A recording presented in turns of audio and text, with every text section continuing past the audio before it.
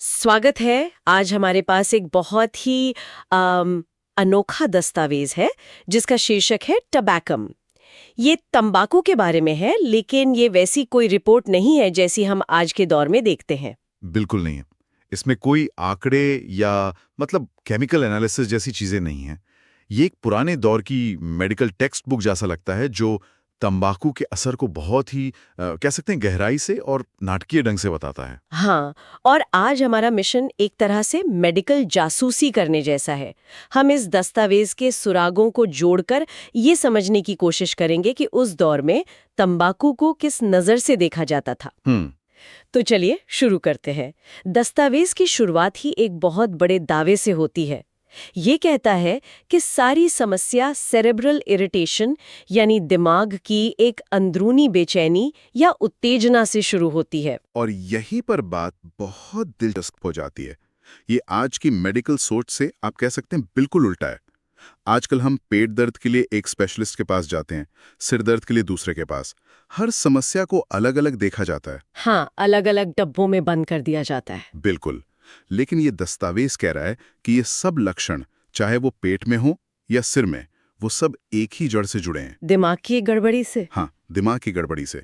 ये अपने आप में एक बहुत बड़ा और अलग विचार है। तो ये एक तरह का डोमिनो इफेक्ट हुआ। मतलब दिमाग में एक टाइल गिरती है और फिर पूरा शरीर लड़खड़ा जाता है। बिल्कुल। और ये सिर्फ कोई आम थकान नहीं है। दस्तावेज में प्रोस्ट्रेशन शब्द का इस्तेमाल हुआ है। प्रोस्ट्रेशन? हाँ, जिसका मतलब है शरीर में इतनी ज्यादा कमजोरी आ जाना कि इंसान हिल भी ना पाए, जैसे जैसे सारी जान ही निकल गई हो। ओह। और इसके साथ गालों और पीठ का पतला होना और एक बहुत ही ज्यादा लाचारी और दुख वाली फीलिंग। ये किसी आदत के असर जैसा नहीं लगता, ये तो शरीर के पूरे सिस्टम पर एक हमले जैसा लगता है। और कुछ लक्षण तो बहुत ही चौंकाने वाले हैं, जैसे शरीर का बर्फीला ठंडा हो जाना और ठंडे पसीने में भीग जाना। हाँ। लेकिन एक मिनट, यहाँ दस्तावेज कहता है कि ये लक्षण लगातार नहीं रहते, ये दौरे में आते हैं, पैरोक्सिस्म्स में, जैसे अस्थमा का अटैक आता है। सही बात है। अगर तंबाकू एक जहर की तरह है तो इसका असर लगातार क्यों नहीं होता? ये रुक रुक कर हमला क्यों करता है? ये एक बेहतरीन सवाल है और ये शायद इस बात की तरफ इशारा करता है कि शरीर लगातार संतुलन बनाने की कोशिश कर रहा है। अच्छा। वो जहर से लड़ता है, थोड़ा संभलता है, लेकिन फिर से उस दिमागी उत्तेजना की वजह से कह सकते हैं हार जाता है और फिर लक्षणों का एक नया दौरा शुरू हो जाता है।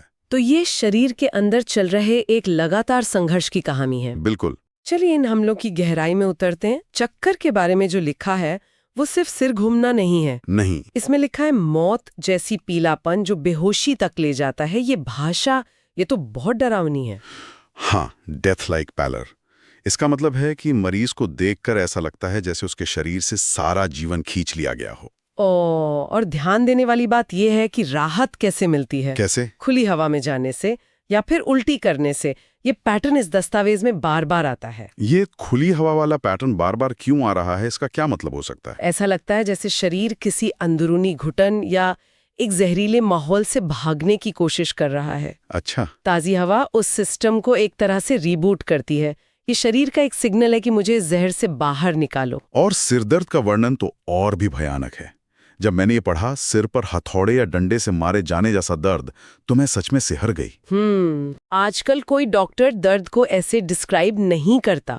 ये भाषा इतनी हिंसक क्यों है? क्योंकि ये उस दौर के मेडिकल दर्शन को दिखाता है। उनके लिए मरीज का अनुभव ही सबसे बड़ा डेटा था। आज हम एमआरआई स्कैन की रिपोर्ट देखते हैं, वो मरीज के चेहरे का पीला, नीला, पिचका हुआ रंग देखते थे। सही। ये विज्ञान से ज्यादा कला जैसा था। मरीज की आप बीती को शब्द देना, वो दर्द की क्वालिटी को समझना चाहते थे, सिर्फ उसकी मौजूदगी को नहीं। तो ये सारे लक्षण, चक्कर, सिरदर्द, यहाँ तक कि देखने में दिक्कत, जैसे किसी पर्दे के पीछे से देखना, ये सब उसी पहले सुराग से जुड़ते हैं। मतलब सेरिब्रल इरिटेशन से। हाँ। सीधे तौर पर देखिए, दिमाग हमारा कंट्रोल सेंटर है। जब उसमें गड़बड़ी होती है तो वो हमारी इंद्रियों को, हमारी आंखों को गलत सिग्नल भेजने लगता है। दस्तावेज में भेंगापन और यहाँ तक कि अंधेपन का भी जिक्र है, जो दिखाता है कि ये असर कितना गहरा हो सकता है। इन लक्षणों में जो एक बात मुझे सबसे ज्यादा परेशान कर रही है वो है मितली। इसे लगातार जैसे समुद्री यात्रा में होती है ऐसा कहा गया है। इंसेसेंट, एज इफ सी सिक। मैं सोच भी नहीं सकती कि ऐसी मिथरी के साथ जीना कैसा होता होगा जो कभी खत्म ही ना हो। और ये जरा सी भी हरकत करने पर उल्टी के साथ और बढ़ जाती है। ये समुद्री बीमारी से सीधा कनेक्शन दिखाता है, जिसका संबंध हमारे कान के अंदरूनी हिस्से और दिमाग के संतुलन केंद्र से होता है। तो फिर से जड़ दिमाग में ही है। ये डोमिनो इफेक्ट वाली बात तो समझ में आती है, लेकिन कुछ लक्षण बहुत ही अजीब हैं। जैसे दस्तावेज कहता है, पेट के गड्ढे में एक भयानक बेहोश करने वाली डूबने वाली भावना। हाँ, ये तो सिर्फ पेट दर्द नहीं लगता, ये तो जैसे किसी हॉरर फिल्म का सीन हो। बिल्कुल। ये एक शारीरिक लक्षण से कहीं ज्यादा है। ये एक गहरी बेचैनी, एक एग्जिस्टेंशियल ड्रेड जैसा है, जैसे आपके अंदर का केंद्र ही ढह रहा हो। और यहीं पर यह दस्तावेज शारीरिक और मानसिक लक्षणों के बीच की रेखा को पूरी तरह से मिटा देता है। उसके लिए ये दोनों एक ही चीज हैं। एक और बहुत ही अजीब बात लिखी है कि बच्चा अपने पेट को खुला रखना चाहता है, इससे मितली और उल्टी में राहत मिलती है। इसका क्या मतलब हो सकता है? ये तो बहुत ही अजीब व्यवहार है। ये एक ऐसा अवलोकन है जो आज की मेडिकल किताबों में मिलना लगभग नामुमकिन है। ये दिखाता है कि उस समय के डॉक्टर मरीज के छोटे से छोटे व्यवहार पर कितना ध्यान देते थे। शायद पेट पर ठंडी हवा लगने से मांसपेशियों को आराम मिलता हो, या शायद ये सिर्फ एक अनैच्छिक क्रिया हो।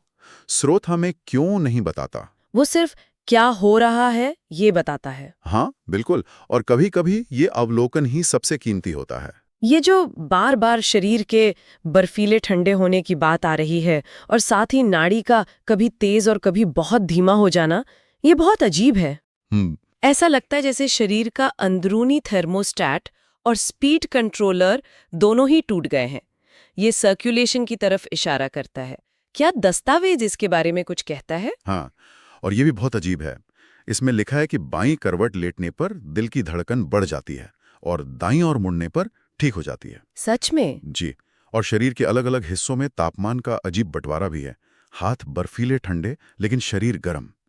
ये सब दिखाता है कि शरीर का जो ऑटोमेटिक रेगुलेशन सिस्टम है वो पूरी तरह से फेल हो चुका है। हाँ, वो अराजकता की स्थिति में है। तो हमने लक्षणों का ये भयावह जाल देख लिया। एक दिमागी बेचैनी से शुरू होकर ये पूरे शरीर को अपनी चपेट में ले लेता है। अब सबसे बड़ा सवाल, इसका इलाज क्या है? ये दस्तावेज हमें एंटीडोट्स यानी काट या उपचार वाले हिस्से में ले जाता है। और यहाँ हमें उस समय की मेडिकल सोच की एक और गहरी झलक मिलती है। ये आज की वन पिल फॉर ऑल वाली दुनिया से बहुत अलग है। कैसे? यहाँ तो दवाओं की एक लंबी लिस्ट दी हुई है, इपेक, आर्सेनिकम, नक्स। हाँ, लेकिन ध्यान दीजिए कि हर दवा एक खास लक्षण समूह के लिए है। ये ऐसा नहीं है कि अगर आपको तंबाकू से समस्या है तो ये एक दवा ले ले। अच्छा, ये है, अगर आपको समुद्री बीमारी जैसी लगातार मितली है तो इपेक आजमाएं। लेकिन अगर आपने सिगार पिया है और अगली सुबह पेट में ऐंठन और गुस्सा आ रहा है तो नक्स आजमाएं। अच्छा। तो ये बीमारी के नाम का इलाज नहीं कर रहे, बल्कि मरीज के खास अनुभव का इलाज कर रहे हैं। बिल्कुल, इसे सिम्टम मैचिंग या लक्षण मिलान कहते हैं।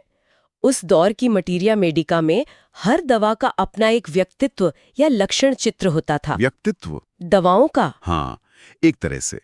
और डॉक्टर का काम था मरीज के लक्षणों के चित्र का दवा के चित्र से एकदम सटीक मिलान करना। अगर आपकी दिल की धड़कन तेज है और आपको घबराहट होती है, जिसे टोबैको हार्ट कहा गया है, तो दवा फास्फोरस होगी। ये बहुत ही ज्यादा व्यक्तिगत चिकित्सा है। ये लिस्ट तो बहुत लंबी है। हिचकी के लिए अलग दवा, दांत दर्द के लिए अलग, यहाँ तक कि नपुंसकता के लिए भी एक अलग दवा का जिक्र है। ये दिखाता है कि वे तंबाकू के असर को कितना व्यापक मानते थे, शरीर के लगभग हर हिस्से पर। ये उसी समग्र दृष्टिकोण को पुख्ता करता है जिससे हमने बात शुरू की थी। अगर समस्या एक जगह से, मतलब दिमाग से शुरू होकर पूरे शरीर में फैलती है, तो उसके समाधान भी उतने ही विविध और लक्षित होने चाहिए। सही बात है। और इन सब दवाओं के बाद राहत पर एक छोटा सा नोट है, और जवाब वही है जो हम पहले भी देख चुके हैं। खुली ताजी ठंडी हवा और शरीर को खुला रखने से। ये कमाल की बात है ना, इतने गंभीर लक्षण, इतनी सारी दवाएं, और फिर भी सबसे अच्छी राहत एक बहुत ही साधारण चीज से मिलती है, माहौल बदलने से। हाँ, ये शरीर की अंदरूनी बुद्धिमत्ता को दिखाता है। ऐसा लगता है जैसे शरीर कह रहा हो, मुझे बस थोड़ी सांस लेने की जगह दो, मैं खुद को ठीक करने की कोशिश करूंगा। तो इस दस्तावेज की जासूसी से हमने तंबाकू के असर को एक बिल्कुल नई नजर से देखा है। यह सिर्फ एक लिस्ट नहीं है, ये मानवीय पीड़ा का एक बहुत ही काव्यात्मक और गहरा दस्तावेज है। मौत जैसी पीलापन या हथौड़े से मारे जाने जैसा दर्द जैसे वाक्यांश हमें मरीज के अनुभव के बहुत करीब ले जाते हैं। हाँ, और ये हमें सोचने पे मजबूर करता है कि आज की आधुनिक डेटा ड्रिवन मेडिसिन ने क्या पाया है और क्या खो दिया है। हमने सटीकता पाई है, पर शायद हमने मरीज की कहानी को सुनने की कला कहीं पीछे छोड़ दी है। बिल्कुल।